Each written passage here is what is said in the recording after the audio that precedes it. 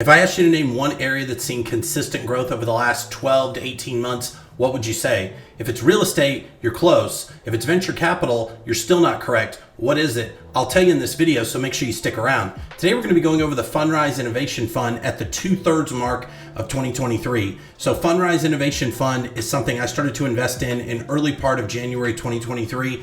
We're going to be checking in today to see what the returns are like, what are the pros and cons, what are the challenges, where do I think venture capital is going in 2024, and would I reinvest in this again? If I could go back, would I actually start investing?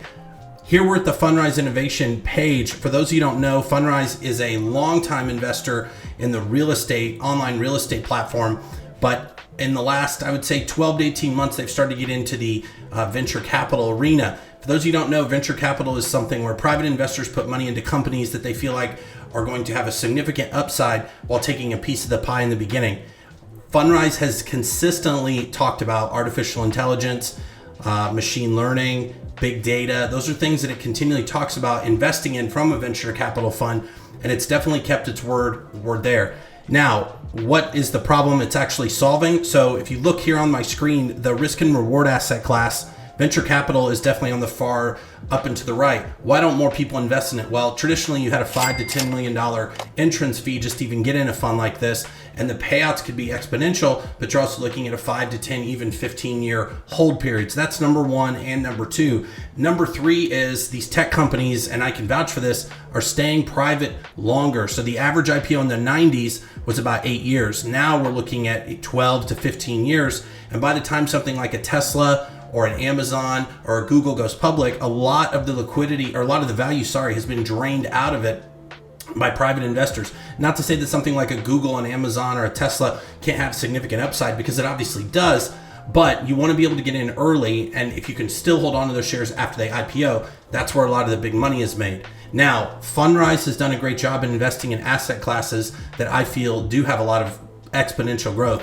What are those? Artificial intelligence, machine learning. You can't turn on the TV. Everything's got AI in it. Everything is generative AI. Everything is machine learning, deep learning. These are buzzwords that get thrown around a lot, but they are something to be cognizant of, and it's starting to be entrenched and embedded in everything that we do. Modern data infrastructure, so that's big data. Think server farms, think data farms, think a lot of the storage that it takes to actually run artificial intelligence and machine learning.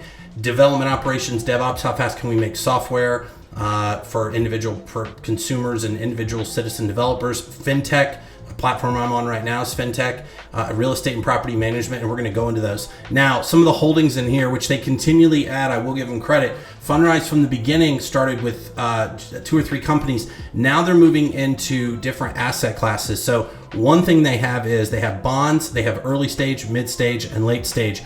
And a lot of the investments that they're making right now are in corporate bonds. So if I go back to this list, a late stage company that they are investing in is Service Titan. I've been very happy with this investment. I'm going to show you my portfolio in just a minute, but the Service Titan putting it in the innovation fund does make a lot of sense. For those of you who don't know, Service Titan is something that HVAC companies, plumbing, electrical, residential, commercials use to digitize and workflow a lot of their work orders, back-end processes, marketing, things like that. It helps go from pen to paper to digital workflow, and Service Titan's right there.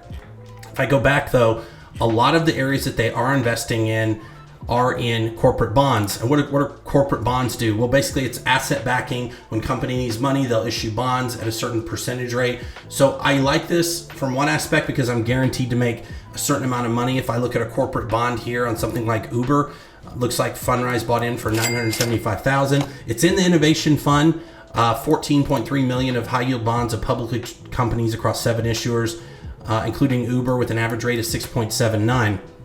Now, initial investment date was earlier this year, so I was already bought into the fund. Uber was founded in 2009, and their headcount's over 10,000.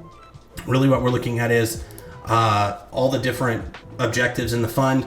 So we have a net asset value or net per share of $9.95, and the bond will mature in a 5-year mark. But you're getting paid every single quarter dividends from this bond, and then of course your principal will be paid in full upon completion of the bond. The same thing for something like Match, which is fintech, Roblox, Elastic, ZoomInfo, Amuda, These are all companies that, for the most part, Fundrise has decided to look at from a corporate bond and a corporate debt perspective. But an early stage company that it's invested in is Inspectify. I really like what Fundrise has done here. They've mixed and matched. Again, most of it's corporate debt, but one of the successes that I think it's had is getting on something early like Inspectify, which is, for those who don't know, Inspectify is a vertically integrated property inspection company. So when you have a property inspection before you buy a home or before you go into lease a commercial unit, whether it's an office building or remote working space, Inspectify can actually go in and digitize again that experience and make the process much faster, thereby cutting down on errors and getting you closed much faster.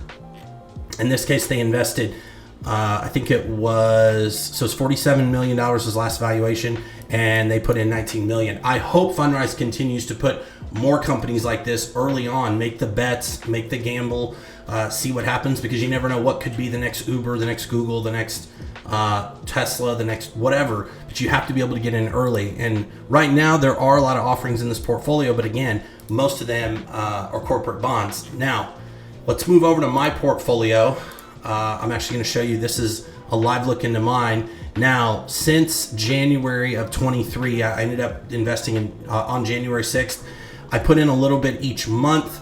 And if you look down here, my net return actually has been negative. So for those of you that thought in the beginning, when I opened up this video in the beginning and asked, what's an asset class that's appreciated? It's not real estate. It's not venture capital. Actually, the one that's appreciated the most this year has been the S&P 500. So it's not venture capital. It's not real estate. The S&P 500, if you just bought QQQ or VTI or something like that mirrored an index like the S&P 500, you'd be up about 16 to 17%. So venture capital this year has not done well. It's not done terrible, but I'm basically even. My appreciation has been down. I don't have any advisory fees on this. Now, if I look at my portfolio annually from 2023, it is down about 1%, but my asset classes, you'll see almost all of it's, or half of it's, in corporate bonds.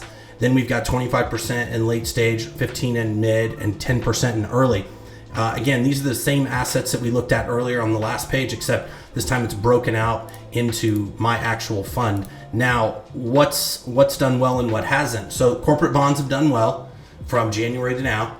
The late stage, mid stage, and early stage haven't done as well, just because we're in a down market right now. Inflation is high. Liquidity is hard to come by, which means less companies are either IPOing or starting because they're having issues getting access to cash and to capital in order to start those companies. And again, it makes sense. Now, what have been some of the challenges so far? We talked about some of the highs, we talked about some of the lows, but what's been one of the challenges? So the challenges I've seen so far are, one thing, when you go to invest in Fundrise and you try to put money in the venture capital fund, up until very recently, it was not included. So if you had automatic deposits in your account every few weeks or every month or quarter, it was not being put in that venture capital fund. You would need to manually go in and do something like that, which I think impeded a lot of growth in the venture capital fund to begin with. Second challenge is, these are long-term investments. Now, if you expect a company to come in at an early stage, IPO, and get out within 5 years,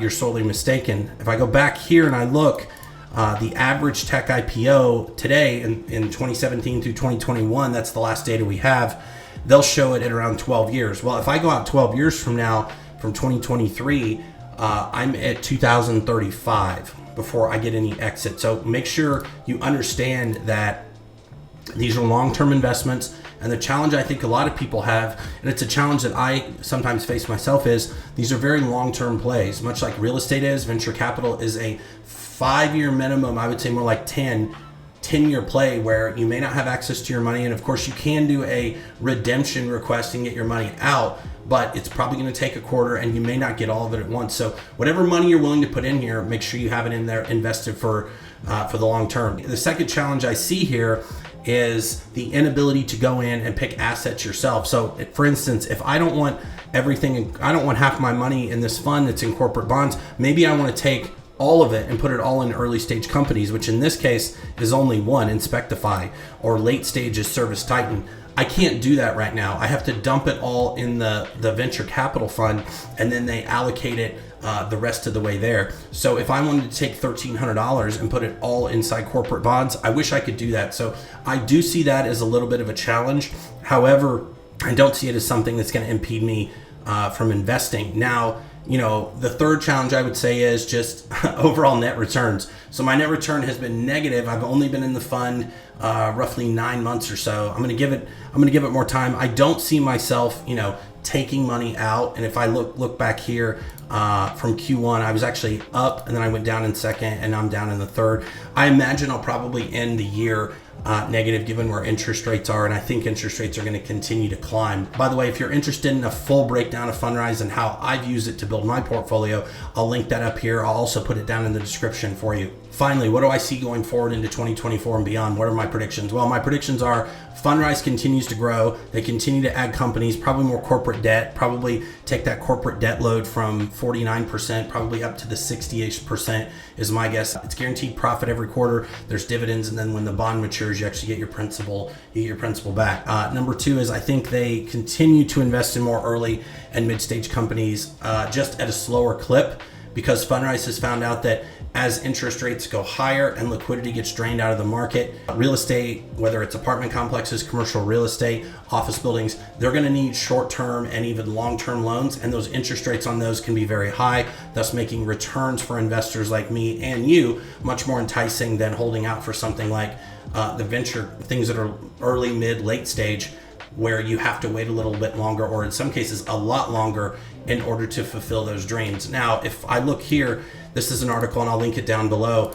This was from May 25th, but and you can read this at your leisure. But Fundrise aims to raise $500 million to lend to squeeze real estate industry. Like I just said, a lot of apartment complexes, or in this case, commercial real estate, are having trouble paying their bills, or even getting liquidity in order to just make interest payments, not even a margin call on a lot of their debt. Fundrise has started to fund that at much higher interest rates to companies that don't have any other options. So it is a great way to make money, even if it's not the home runs. You're still hitting singles and doubles consistently. Now, what I'd be interested in, what are your comments? Comment down below. Have you invested in the Fundrise Venture Fund? If you have, what have your returns looked like? But more importantly, what would you like to see added to the portfolio into 2024? Or what would you like to be taken out? But as always, don't forget to design your financial freedom. Take care. Bye-bye.